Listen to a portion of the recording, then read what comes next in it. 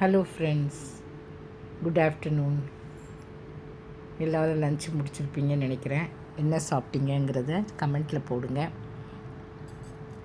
இன்றைக்கு எங்கள் வீட்டில் லஞ்ச் என்னென்னா சாதம், கத்திரிக்காய் முருங்கைக்காய் சாம்பார், முட்டை வெங்காயம் பச்சை மிளகாய் போட்டு ஆம்லேட் போட்டது, அடுத்தது வெண்டைக்காய் பொரியல்.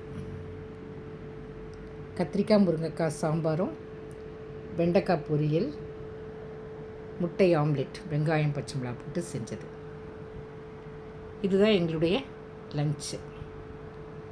பாருங்கள் ஃப்ரெண்ட்ஸ், இந்த மாதிரி நீங்களும் சாப்பிடுங்க.